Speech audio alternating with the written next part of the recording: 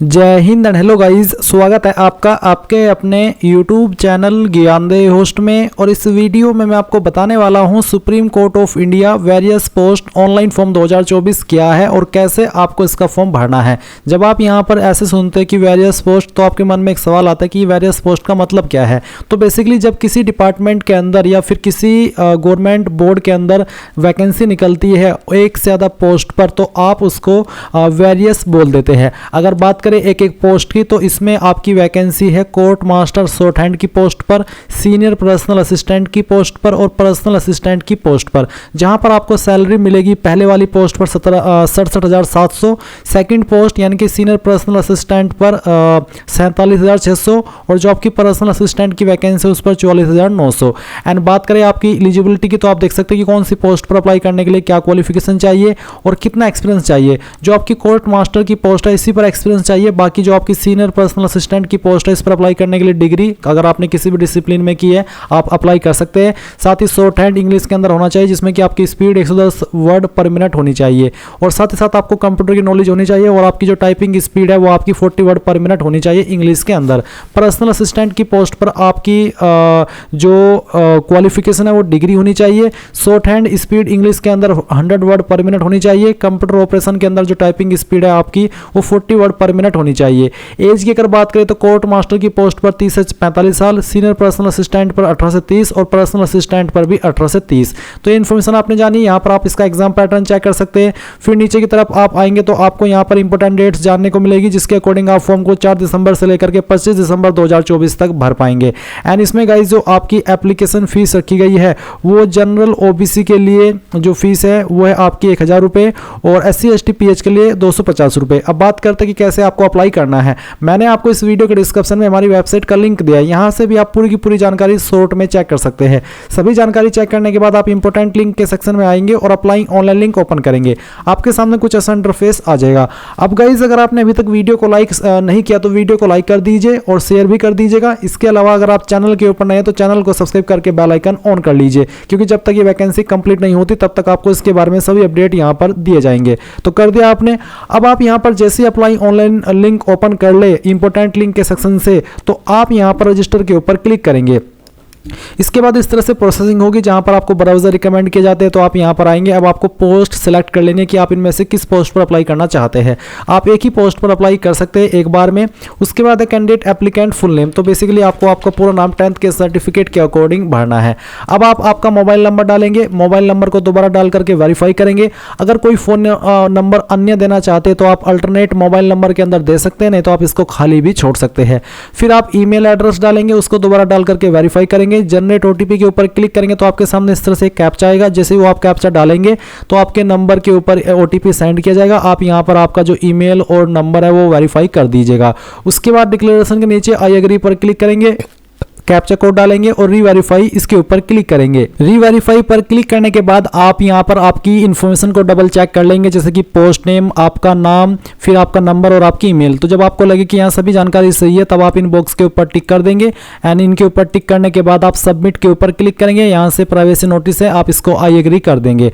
अब एक बार फिर से ओके करेंगे। ओके करने के बाद में जो आपका रजिस्ट्रेशन है वो कंप्लीट हो चुका है। आप यहां से क्लोज कीजिए। क्लोज करने के बाद गो टू एप्लीकेशन पर क्लिक कर दीजिए। अब फिर से प्रोसेसिंग होगी और आपको ब्राउजर रिकमेंड किए जाएंगे, तो इसको आप होने दीजिएगा। जैसे ही प्रोसेसिंग होगी अब आप यहां पर आपकी अन्य जानकारी भरेंगे, जैसे कि जेंडर आपका क्या है वो आपको सेलेक्ट कर लेना है। फिर डेट ऑफ बर्थ आपकी क्या है वो आप यहां पर कैलेंडर के ऊपर क्लिक करके सेलेक्ट करेंगे, ईयर, मंथ और उसके बाद में डे। देन आता है आपका नेशनलिटी, तो आप सिटीजन ऑफ इंडिया सेलेक्ट कर लेंगे। और रिजर्वेशन कैटेगरी यानी कि आपकी कास्ट कैटेगरी कौन सी है, जनरल, ओबीसी, SC ST जो भी है वही आप सेलेक्ट कर लीजिएगा। फिर नीचे आएंगे तो आपसे पूछे कि आप विकलांग और आपकी विकलांगता 40% या उससे ज्यादा है, अगर हाँ तो यस, नहीं तो आप इस ऑप्शन में नो कर देंगे। अगर आप एक सर्विसमैन है तो आप यहां पर यस करेंगे, नहीं तो आपको नो करना है। फिर आपसे पूछे कि are you dependent of freedom fighter, यानी कि जो स्वतंत्रता सेनानी है क्या आप उनके आश्रित हैं, उस फैमिली से बिलोंग करते हैं, अगर हाँ तो यस, नहीं तो आप नो करेंगे। फिर नीचे आएंगे। फिर पूछा departmental details, are you departmental candidate working with Supreme Court of India, यानी कि अगर आप एक सुप्रीम डिपार्टमेंटल कैंडिडेट है जो कि सुप्रीम कोर्ट ऑफ इंडिया के अंदर काम कर रहे हैं करंटली, तो आप यस करें, नहीं तो आपको नो करना है। फिर पूछा कि are you currently working in government government PSU nationalized bank, यानी कि क्या आप करंटली किसी गवर्नमेंट पीएसयू नेशनलाइज्ड बैंक के अंदर काम कर रहे हैं, अगर हाँ तो यस, नहीं तो यहाँ पर भी नो कर देंगे। फिर पर्सनल डिटेल में यहाँ पर आपको आपका फादर नेम एंटर करना है, जो भी आपका फादर नेम है वो आप डाल दीजिए। मैं यहाँ पर ये नाम एक डमी भर रहा हूँ और उसके बाद में आप यहाँ पर आपकी मदर का नाम एंटर कर देंगे। फिर नीचे की तरफ आएंगे, आपसे पूछा मैरिटल स्टेटस, तो आप यहाँ पर बताएंगे मैरिड या अनमैरिड। इसके बाद रिलीजन आपका क्या है वो आपको सिलेक्ट कर लेना है। फिर आपसे पूछा गवर्नमेंट आईडी कार्ड, तो आप इनमें से कोई एक आईडी सिलेक्ट कर लेंगे। इनमें से कोई एक आईडी आपके पास होनी ही चाहिए। जो भी आईडी आपने सिलेक्ट किया है उसका नंबर फिर आप गवर्नमेंट आईडी नंबर के अंदर डाल दीजिएगा। फिर गाइज यहाँ पर आती है टेस्ट सिटी प्रेफरेंस, तो आपको यहाँ पर इसमें बताना कि आप इनमें से किस सिटी को पहली प्रेफरेंस देना चाहते हैं एग्जाम के लिए, तो इनमें से कोई भी एक दे दीजिए आपकी चॉइस के अकॉर्डिंग। उसके बाद में सेकंड चॉइस आपको सेलेक्ट कर लेनी है और फिर आपको थर्ड चॉइस भी सिलेक्ट कर लेनी है। फिर नीचे आता है बैंक डिटेल, तो आपको यहाँ पर जो बैंक अकाउंट की जानकारी है वो देनी है। तो नेम ऑफ अकाउंट होल्डर, यानी कि किसके नाम पर बैंक अकाउंट है उसका नाम आपको देना है। बैंक नेम क्या है, जो भी आपका बैंक नेम है वो आप यहाँ पर भर दीजिएगा। और ये भरने के बाद में आप देखेंगे बैंक ब्रांच यानी कि कहाँ पर वो स्थित है, उस ब्रांच का नाम आपको यहाँ पर एंटर कर देना है। जहाँ पर भी है वो आप यहाँ पर लिख दीजिएगा।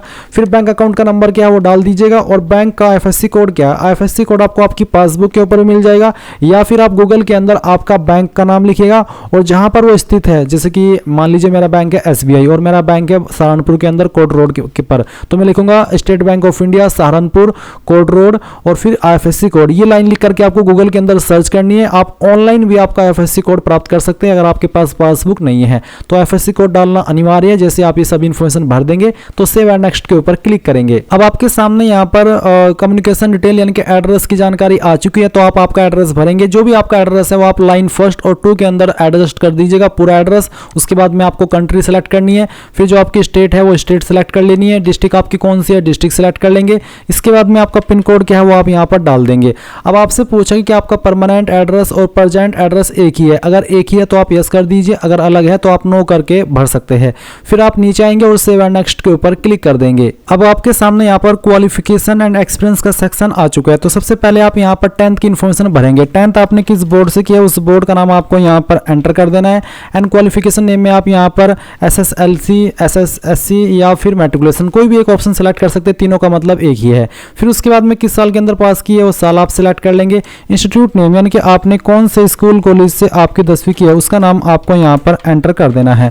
ये एंटर करने के बाद में आप देखेंगे कि किसके अंदर आपके नंबर थे, परसेंटेज, CGPA या फिर ग्रेड। तो मेरे परसेंटेज में थे, मैं परसेंटेज सेलेक्ट किया। उसके बाद कि कितने नंबर आपको आए थे वो आप मार्क्स ऑब्टेंड में लिखेंगे, कितने में से आए थे वो आप मैक्सिमम मार्क्स में लिखेंगे, परसेंटेज आपकी कैलकुलेट कर ली जाएगी। अब सेम वे में आपको आपकी 12वीं की इन्फॉर्मेशन भरनी है, यानी कि आपको आपके बोर्ड का नाम पहले यहाँ पर बताना होगा, फिर बताना कि किस साल के अंदर आपने पास कर ली थी। फिर आपको यहाँ पर आपके स्कूल कॉलेज का नाम देना है, जिस भी स्कूल कॉलेज से आपने आपकी जो 12वीं है वो की है, किसके अंदर आपके नंबर थे वो आप बता देंगे और फिर कितने नंबर आपको आए थे वो आप यहाँ पर एंटर करेंगे।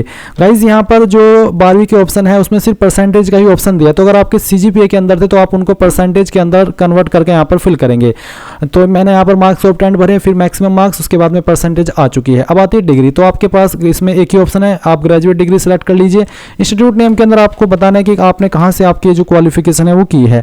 आप यहाँ पर आपकी यूनिवर्सिटी का नाम भी दे सकते हैं या फिर आपने जिस डिग्री कॉलेज से की है उसका नाम भी दे सकते हैं। Mode of education full time, part time, correspondence. Full time का मतलब रेगुलर, तो आप ये सेलेक्ट कर लेंगे। सब्जेक्ट्स आपके पास कौन कौन से थे, आप यहाँ पर सब्जेक्ट के नाम भी लिख सकते हैं। अगर आपने BA या फिर ऐसी क्वालिफिकेशन की है जिसमें कि सब्जेक्ट एप्लीकेबल होते हैं, या फिर अगर आपने कोई मेन क्वालिफिकेशन जैसे कि BE BTech, तो आप उसमें उसका डिसिप्लिन भी लिख सकते हैं। Month and year of joining, कब आपने जो क्वालिफिकेशन है वो ज्वाइन कर ली थी वो आप यहाँ पर सेलेक्ट कर लेंगे। मैं डेमो के लिए भर करके दिखा रहा हूँ। फिर उसके बाद में कब आपने जो क्वालिफिकेशन वो कंप्लीट की थी वो आप यहाँ पर इस तरह से सिलेक्ट कर लीजिएगा। फिर आपको बताना कि किसके अंदर नंबर है, जैसे कि मैंने परसेंटेज सेलेक्ट किया तो अब आपको यहाँ पर पूरी परसेंटेज डालनी है, कोई नंबर भरने की आवश्यकता नहीं है। अब आपसे सवाल पूछे कि क्या आपको कंप्यूटर ऑपरेशन यानी कि कंप्यूटर की नॉलेज है और साथ ही आपकी टाइपिंग की स्पीड 40 वर्ड पर मिनट है इंग्लिश में, अगर हाँ तो यस, नहीं तो आप नो करेंगे। और फिर इंग्लिश शॉर्ट हैंड पूछा कि आपकी स्पीड इतनी है 100 वर्ड पर मिनट, अगर हाँ तो यस। उसके बाद आता है कि do you have working experience, अगर आपके पास कोई वर्क एक्सपीरियंस है तो आप यस करें, नहीं तो आपको नो करना है। फिर आप सेव एंड नेक्स्ट कर देंगे। इसके बाद यहाँ से ओके करेंगे। अब आपको यहाँ पर गाइज इसमें डॉक्यूमेंट एंड पेमेंट करना है। तो पहले तो आप फोटो अपलोड करेंगे पासपोर्ट साइज का, क्लिक है तो अपलोड फोटो पर क्लिक कीजिए।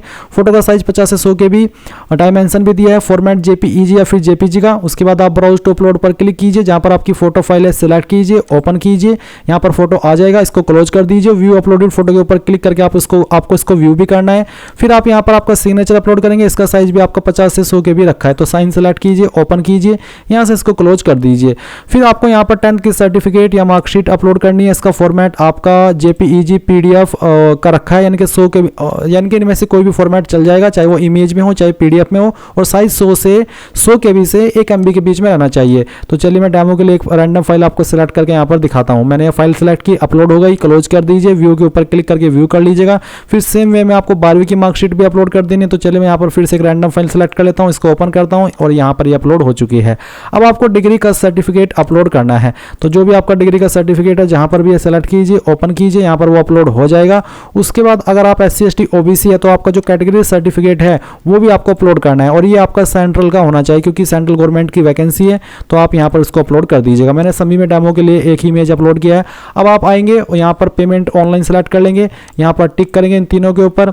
फिर गाइज जो भी आपके सामने कैप्चा आता है, ये कैप्चा आपको यहाँ पर एंटर करना है, और ये एंटर करने के बाद में आप यहाँ पर प्रीव्यू के ऊपर क्लिक करेंगे और जो भी जानकारी आपने भरी है शुरू से लेकर अभी तक वो सभी आप यहाँ पर चेक कर लेंगे। जब आपको लगे कि सभी जानकारी सही है तब आप ओके करेंगे और सबमिट के ऊपर क्लिक कर देंगे और यहाँ से ओके कर देंगे। अब आपके सामने गाइस यहाँ पर पेमेंट का पेज आ चुका है। आप आपकी एप्लीकेशन फीस इनमें से किसी भी माध्यम का इस्तेमाल करके जमा कर देंगे। जैसी फीस जमा हो जाएगी तो आपको इसी वेबसाइट पर रिडायरेक्ट किया जाएगा जहां से आपने फॉर्म फिल करना स्टार्ट किया था, और आप आपके फॉर्म का फाइनल प्रिंट आउट ले पाएंगे। तो इस तरह से गाइज आप लोग supreme Court of India personal assistant, court master, senior personal assistant का जो फॉर्म है वो भर पाएंगे। आई होप ये प्रोसेस आपको पसंद आया होगा। कोई सवाल डाउट रह गया हो तो कमेंट के माध्यम से पूछ लीजिएगा। Thanks for watching. जय हिंद।